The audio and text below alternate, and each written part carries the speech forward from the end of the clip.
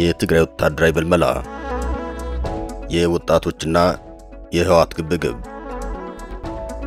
የትግራይ ፖለቲካ ጉዞ ከድጡ ወደ ማጡ ሆኖ ቀጥሏል። ህወሓት መፈንቅለ መንግስት ማድረጉን ተከትሎ የጊዜያዊ አስተዳደር ፕሬዝዳንት ሌተናል ጄኔራል ታደሰ ወረደ ድምጻቸውን እንደጠፋ ይገኛል። በምትኩ የህወሓቱ ሊቀመንበር ዶክተር ደብረጽዮን ገብረ ሚካኤል ድምጻቸውም እርምጃቸውም እየጎላ መጥቷል። በእርግጥ ደብረጽዮን መረጋጋት አልቻሉም። እሳቸውም ድርጅታቸው ህወሓትም ከባድ ተቃውሞ ገጥሟቸዋል። በህወሓትና በትግራይ ወጣቶች መካከል ከባድ ግብግብ ተፈጥሯል። ህወሓት አዲስ ወታደራዊ ምልመላ መጀመሩን ተከትሎ የትግራይ ወጣቶች ከወታደራዊ አፈሳ ለማምለጥ እየሞከሩ ስለመሆናቸው የተለያዩ መገናኛ ብዙሃን እየዘገቡ ይገኛል።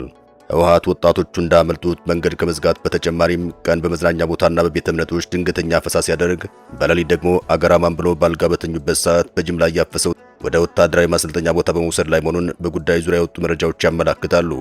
አዲሱ የትግራይ ወታደራዊ ምልመላ ከአክሱም እስከ ራያ አላማጣ ኮረም ግንባር ድረስ በተለያየ ሁኔታ ጠንከር ብሎ ታይቷል። በአክሱም ለማምለጥ የሞከሩ ወጣቶች ሲመቱ፣ በራያ ግንባር ደግሞ የቤት ለቤት አፈሳ ብሎም ትጥቅ የማስፈታት ዘመቻ ተጀምሯል። በአንዳንድ አካባቢዎች አልፎ አልፎ የተኩስ ድምፅ እየተሰማ እንደሚገኝ ከአካባቢው የሚወጡ መረጃዎች ይጠቁማሉ። ይህን ተከትሎም በሁሉም አቅጣጫ ውጥረት ተፈጥሯል። ይህን ወቅታዊ የህወሓትና የትግራይ ወጣቶች ጉዳይ በስፋት እናየዋለን።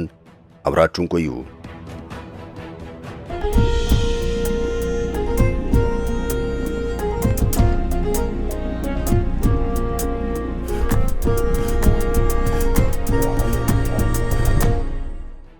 ከአክሱም እስከ ራያ ግንባር። ህወሓት ከአክሱም ከተማ እስከ ራያ አላማጣ ኮረም ግንባር ድረስ በአይነቱ የተለየ ወታደራዊ ምልመላ እያካሄደ መሆኑን የሚያመላክቱ መረጃዎች እየወጡ ይገኛል። ወታደራዊ ምልመላና ትጥቅ ማስፈታት ከሚካሄድባቸው አካባቢዎች መካከል የሚከተሉት ዋነኞቹ መሆናቸውን ከወጣው መረጃ ላይ መረዳት ይቻላል። በአክሱም ከተማ በመዝናኛ ቤቶችና በቤተ እምነቶች እንዲሁም በመኖሪያ ቤቶች፣ በተንቤን፣ በሽሬ፣ በራያ አላማጣ ከተማ ቤት ለቤት፣ በራያ መራው አካባቢ፣ በራያ መሆኒ አካባቢ፣ በቢሶበር፣ በአዲስ ቀኝ፣ በዋልካ መንደር፣ በራያ መንደር፣ በኮረም ግንባር፣ በዛታ ወረዳ ከወታደራዊ አፈሳ እስከ ወታደራዊ ስምሪት ድረስ ወታደራዊ እንቅስቃሴ ሲኖር፣ በተጠቀሱት ቦታዎችም በአንዳንዶቹ የተኩስ ልውውጥ እንደነበር ይገለጻል። ወታደራዊ ምልመላው በሁሉም የትግራይ አካባቢዎች ሊካሄድ እንደሚችል መረጃዎች እየጠቆሙ ይገኛል። በሌላ በኩል በተንቤን ቀጠና ወታደራዊ ምልመላው በወጣቶችና በህዝቡ ዘንድ ከፍተኛ ተቃውሞ እንደገጠመው ተሰምቷል። ወጣቶች ከህወሓት ታጣቂዎች ጋር ግብግብ ገጥመዋል። ለማምለጥ የሞከሩ ወጣቶችም በጥይት ሁሉ ተመትተዋል ነው የተባለው። በኮረም ግንባር የህወሓት ታጣቂ መጠነኛ የተኩስ ልውውጥ ማድረጋቸውንም መረጃዎች ያመላክቱ ናቸው። በተለይም በራያ አላማጣ የህወሓት ታጣቂዎች የቤት ለቤት አሰሳ በማድረግ ትጥቅ ማስፈታት ጀምረዋል። የህወሓት ታጣቂዎች በአላማጣ ከተማ በቀንና በሌሊት የቤት ለቤት አፈሳ እያካሄዱ ይገኛል። ከዚሁ ጋር ተያይዞም የጦር መሳሪያ ያላቸውን ሰዎች ትጥቅ የማስፈታት ሂደቱ ተጠናክሮ መቀጠሉን መረጃዎች አመላክተዋል። ይህን ተከትሎም በከተማዋ ከፍተኛ የጦርነት ስጋት ድባብ እየታየ ይገኛል። የህወሓት ትጥቅ ማስፈታት በዋናነት የቀድሞ ሰራዊቱ አባላት፣ ሚሊሻዎችና ታጣቂ ግለሰቦች ላይ ያነጣጠረ መሆኑን የሪፖርተር ዘገባ አመላክቷል። በአላማጣ ዙሪያ ባሉ አካባቢዎችም የህወሓት ወታደሮች ወታደራዊ ስልጠና እያደረጉ ይገኛል። ይህ የህወሓት ወታደራዊ ምልመላና ወታደራዊ ስልጠና ዓላማው ባይታወቅም የጦርነት ዝግጅት መሆኑን ግን በርካቶች ይስማማሉ። ዶክተር ደብረጽዮን ገብረ ሚካኤል የሚመሩት የህወሓት ክንፍ ከሁለት አቅጣጫ ከፌዴራል መንግስትና ከትግራይ ሰላም ኃይሎች በኩል ስጋት ስለገጠመው ከዚሁ ስጋት ለመውጣትና በመፈንቅለ መንግስት የያዘውን ስልጣን ለማጽናት ወታደራዊ እንቅስቃሴውን አጠናክሮ ቀጥሏል። የእነ ደብረጽዮን ዘመቻዎች። ዶክተር ደብረጽዮን ገብረ ሚካኤል የሚመሩት የህወሓት ክንፍ በፕሪቶሪያ ሰላም ስምምነት መሰረት የተቋቋመውን የትግራይ ክልል ጊዜያዊ አስተዳደር በማፍረስ የድሮ ምክር ቤት ወደ ስልጣን መመለሱን ተከትሎ በትግራይ ውጥረቱ ከፍ ብሏል። እነ ደብረጽዮን ከሁሉም አቅጣጫ ስጋት ገብቷቸዋል። አንደኛው የትግራይ ክልል ጊዜያዊ አስተዳደር ፕሬዝዳንት ሌተናል ጄኔራል ታደሰ ወረደን ጨምሮ አጠቃላይ የጊዜያዊ አስተዳደሩ አመራሮችና በቅርቡ በአዲስ አበባ ይፋ ምስረታውን ያደረገው የትግራይ ሰላምና የለውጥ ምክር ቤት የተቀናጅተው ከስልጣን ያስወግዱኛል የሚል መሆኑን የጉዳዩ ተንታኞች ይገልጻሉ። ሁለተኛው እስካሁን ድረስ በዝምታ የሚከታተላቸው የፌዴራል መንግስት ስጋት ውስጥ ከቷቸዋል። እነ ደብረጽዮን በአፍሪካ ህብረትና በሌሎች አደራዳሪዎች ከፌዴራል መንግስት ጋር የመደራደር ፍላጎት እንዳላቸው በተለያዩ አጋጣሚዎች ቢገልጹም የፌዴራል መንግስቱ ግን ጥያቄዎችን የሚመልሰው በቅድመ ሁኔታ ሳይሆን አይቀርም። ቅድመ ሁኔታውም ህወሓት በመፈንቅለ መንግስት ያፈረሰውን የትግራይ ጊዜያዊ አስተዳደር መመለስ አለበት የሚል ነው። ይህ ባልሆነበት ሁኔታ የፌዴራል መንግስት ከህወሓት ጋር ይወያያል ተብሎ አይገመትም። የቀድሞው የትግራይ ጊዜያዊ አስተዳደር ፕሬዝዳንት የአሁኑ የጠቅላይ ሚኒስትር አብይ አህመድ የምስራቅ አፍሪካ ጉዳዮች አማካሪ አቶ ጌታቸው ረዳና እነ ጄኔራል ጻድቃን ገብረትንሳኤን ጨምሮ ሌሎች የትግራይ ጉዳይ የሚመለከታቸው ኃይሎች ህወሓትን በማስወገድ ላይ ያተኮረ መፍትሄ እያፈላለጉ ይገኛል። በዚህ ስጋት የገባቸው እነ ደብረጽዮን ሁለት አይነት ዘመቻዎችን እያካሄዱ ይገኛል።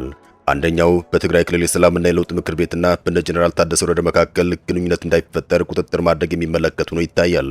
ሁለተኛው የፌዴራል መንግስት በህወሓት ላይ እርምጃ የሚወስድ ከሆነ እሱን ለመከላከል የሚደረግ ወታደራዊ ዝግጅት ሲሆን ማሳያውም ሰሞንኛው ወታደራዊ መልመላ ነው። ህወሓት በትግራይ ክልል የተለያዩ አካባቢዎች በተለይ በአክሱም ከተማና በአካባቢው የሚገኙ ገጠር ቀበሌዎች ወጣቶችን በግዳጅ ወደ ውትድርና የማስገባት ሰፊ ዘመቻ በቀንና በሌሊት መጀመሩን ተከትሎም ጥቂት የማይባሉ የትግራይ ወጣቶች ከህወሓት ታጣቂ ጋር ግብግብ ውስጥ መግባታቸው ተነግሯል።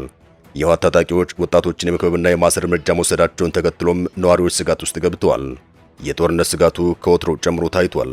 በትግራይ አፈሳው አስፈሪ ደረጃ ላይ ደርሷል እየተባለ ይገኛል። ልጆቻቸው የት ናቸው ተብለው የተጠየቁ ወላጆች በህወሓት ኃይሎች የማይታመን ምላሽ ከሰጡ እስከ ማሰር የሚደርስ እርምጃ ሲወሰድ፣ ከእርምጃው ለማምለጥና ለመሸሽ የሞከሩት ደግሞ ጥይት እንደተተኮሰባቸው መረጃዎች ይጠቁማሉ። ይህም ማህበረሰቡን አስጨንቋል። ጉዳዩ ህወሓትንም ሳያስጨንቀው አልቀረም። የፖለቲካ ህልውና ስጋቱ በህወሓት ላይ ከፍ ብሎ መታየት ላይ ይገኛል። የቀድሞ የሚሊሻና የልዩ ኃይል አባላት፣ የቀድሞ ሰራዊት አመራሮችና የጊዜ አስተዳደሩ አመራሮች የህወሓት የሌላ ጊዜ ጦርነት ዝግጅት እየተቃወሙ መሆኑን መረጃዎች ያመላክታሉ። የፌዴራል መንግስቱ ተጠባቂ እርምጃ። የፌዴራል መንግስት በትግራይ ጉዳይ ዝምታን እንደመረጠ ይገኛል። ህወሓት ጊዜ አስተዳደሩን አፍርሶ የፌዴራል መንግስት የሚያስቆጡ እንቅስቃሴዎችን እያደረገ ይገኛል።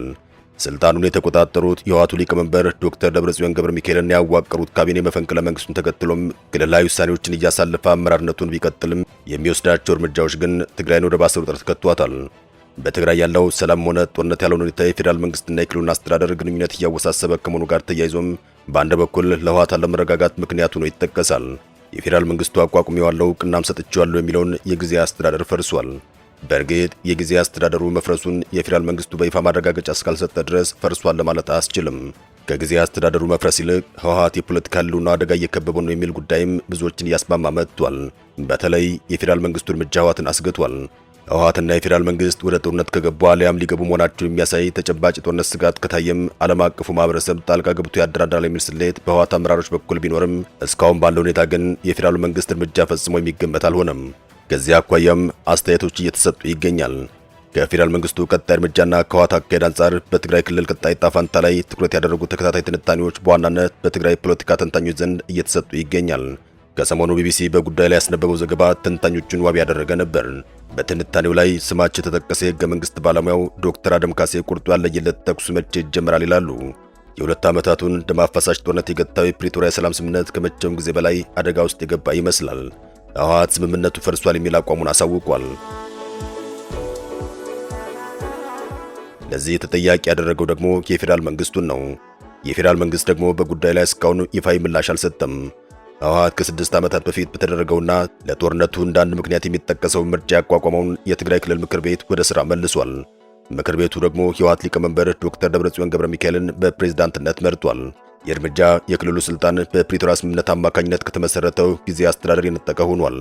መጋቢት መጨረሻ ላይ በጠቅላይ ሚኒስትር አብይ አህመድ የስልጣን ቆይታቸው የተራዘመው የክልሉ ጊዜ አስተዳደር ፕሬዝዳንት ታደሰ ወረደ በይፋ መውረዳቸው አልተገለጸም። ከሁኔታዎች አንጻር ሲታይ ግን ጀነራሉ የአስተዳደር ኃይሉን የተቀሙ ይመስላል። ጀነራሉ እስካሁን ድምጻቸው ጠፍቷል። መኖራቸውን የሚያሳይ አመራርነት እንቅስቃሴ አላደረጉም። ዶክተር ደብረጽዮን ገብረ ሚካኤል ሚያዝያ 30 ቀን 2018 ዓ.ም ካቢኔያቸውን ለመጀመሪያ ጊዜ በሰበሰቡበት ወቅት የጊዜ አስተዳደሩ ስልጣን በጉልበት የተያዘ እንደሆነ የገለጹት ጀነራል ታደሰም ከዚያ ዕለት ጀምሮ ድምጻቸው አልተሰማም። በአንጻሩ ስልጣኑን የተቆጣጠረው የህወሓት ሊቀመንበርና ያዋቀሩት ካቢኔ ክልላዊ ውሳኔዎችን እያሳለፈም አመራርነቱን ቀጥሎ እየታየ ይገኛል። ያም ሆኖ ግን እነ ደብረጽዮን ክልሉን እየመሩ ነው ለማለት የሚያስችል ህጋዊ ማዕቀፍ አልተዘረጋም። ለመሆኑ ክልሉ አሁን በማን እየተመራ ነው የሚል ጥያቄም እየተነሳ ይገኛል። የህገ መንግስትና የፖለቲካ ምሁሩ ዶክተር አደም ካሴ እንደሚናገሩት አሁን በክልሉ ያለው ሰላም ጦርነትም ያለውን ሁኔታ የፌዴራል መንግስቱንና የክልሉን አስተዳደር ግንኙነት ያወሳስበዋል። በተለይ የፌዴራል መንግስት አቋቁሜዋለሁ እውቅና ሰጠዋለሁ የሚለው ጊዜ አስተዳደር ከፈረሰም በምን አይነት መልኩ ከክልሉ ጋር እንደሚገናኝ አይታወቅም ሲሉ ተናግረዋል። ይህ መሆኑም ቀድሞውኑ በተወሰነ ደረጃ ብቻ ወደ ክልሉ የሚደርሱ የነዳጅና የተለያዩ መሰረታዊ ሸቀጦች ወደ ክልሉ መግባት የመቀጠላቸው ጉዳይ ጥያቄ ውስጥ እንደሚያስገባው ነው ያስረዱት። የፌዴራል መንግስቱ የድጎማ በጀት ጉዳይ በተመሳሳይ ወሳኝ ጉዳይ ሆኖ የሚነሳው ሌላኛው ነጥብ ነው። የክልሉ ጊዜ አስተዳደር ባለፈው ሚያዝያ ላይ የፌዴራል ድጎማ በጀት በምን ያክል መጠን እንደተቆራረጠ የሚዘረዝር ደብዳቤም ለገንዘብ ሚኒስቴር ጽፎ ነበር። ደብዳቤው እንደሚያስረዳው ከጥቅምት ጀምሮ ወደ ክልሉ መድረስ ከነበረበት 17.1 ቢሊዮን ብር የደረሰው 8.5 ቢሊዮን ብቻ ነው። ይህም በፌዴራል መንግስቱ በኩል ይፋዊ ማረጋገጫ ባይሰጥበትም ጠቅላይ ሚኒስትር አብይ አህመድ ባለፈው ጥቅምት ላይ በህዝብ ተወካዮች ምክር ቤት ቀርበው ማብራሪያ በሰጡበት ወቅትም የፌዴራል መንግስት ለትግራይ ክልል የሚመደበው በጀት ለልማት ሳይሆን ለታጣቂዎች እየዋለ ነው በማለት መክሰሳቸው ይታወሳል። ያም ሆኖ ግን የትግራይ ክልል ጊዜያዊ አስተዳደር ደብዳቤ መጋቢት ላይ መድረስ ከነበረበት በጀት ውስጥ 50 በመቶ መላኩን ጠቅሶ ነበር። አሁን ህወሓት በጊዜያዊ አስተዳደር ላይ መፈንቅለ መንግስት ካደረገ በኋላ የፌዴራል መንግስት እውቅና ለማይሰጠው ለነ ደብረጽዮን ካቢኔ ድጎማ በጀት ይልካል ተብሎ አይጠበቅም። ስለዚህ የፌዴራል መንግስት እርምጃ በዚህ መልክ አንድ ብሎ እንደጀመረም ማወቅ ይቻላል። ሰላም ለሀገራችን፣ ሰላም ለህዝባችን ይሁን። አበቃን። ሰናይ ጊዜን ተመኘን።